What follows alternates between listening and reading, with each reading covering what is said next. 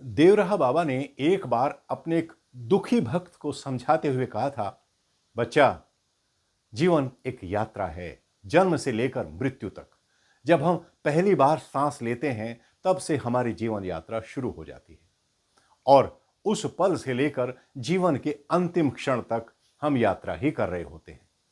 इसमें जो सबसे महत्वपूर्ण बात है वो ये है कि इस यात्रा के दौरान किए गए कार्य, जगह, हमें मिलने वाले लोग और हमारे अनुभव।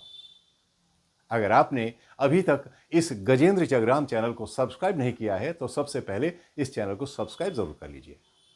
देवरा बाबा कहते थे कि जीवन यात्रा अपने आप में एक गुरुकुल है, जहां जीवन में मिलने वाले अनुभव ही हमारे शिक्षक होते हैं, टीचर होते हैं। और अपने जीवन में हम जो भी काम करते हैं वे हमारे द्वारा पढ़े गए लेसन है, पाठ हैं। इसके अलावा हम जिन जिन जगहों पर जाते हैं, जिंदगी में जो जो सबक हम सीखते हैं और जिन जिन लोगों से हम मिलते हैं, वे हमारे लिए अध्याय, चैप्टर होते हैं। और जिस तरह से एक क्लास की पढ़ाई पूरी करने के बाद अगली क्लास में शिक्षा लेने के लिए जाना पड़ता है ताकि ज्ञान की यात्रा में ठहराव न आए, उसी तरह से जीवन की इस यात्रा में भी निरंतरता यानी कॉन्टिन्यूटी बनी रहनी चाहिए। यह पूरी तरह से प्रकृति के नियमों पर आधारित है। इसके बाद थोड़ी देर मौन रहने के बाद देवरा बाबा बोले, बच्चा, जीवन में जब आदमी के सामने कोई संकट खड़ा हो जाता है या कोई मुश्किल घड़ी आ जाती है तो उस समय आदमी सबसे पहले कोशिश ये करता है कि वो बाहरी शक्तियों का सहारा लेकर किसी भी तरह से उस संकट से उबर जाए।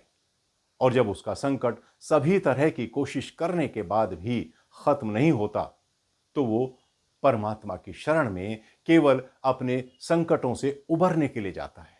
बच्चा, ये तो केवल एक स्वार्थ सिद्धि के लिए भगवान की शरण में जाना हुआ। इससे जीवन में कोई आध्यात्मिक विकास नहीं होता। जबकि आदमी को केवल ये सोचकर भगवान की शरण में जाना चाहिए कि वे ही कर्ता हैं, वे ही जगत की रचना करने वाले हैं, वे ही नियंता हैं और वे ही इस संसार रूपी सागर में पड़ी इस मानव रूपी नौका को पार लगाने वाले हैं। अगर कोई आदमी इस तरह के विचार अपने मन में रखकर भगवान की शरण में जाता है तो भगवान उस जीव को तुरंत अपना लेते हैं। इसके बाद वो जीव परमात्मा के अधीन हो जाता है। भगवान कहते हैं कि जो सभीत आवा सरनाई, रखी हो ताही प्राण की नाई। जिस तरह से मनुष्य हर तरह से अपने प्राणों की रक्षा करता है, उसी तरह भगवान भी अपने भक्तों की प्राणों से बढ़कर रक्षा करते हैं।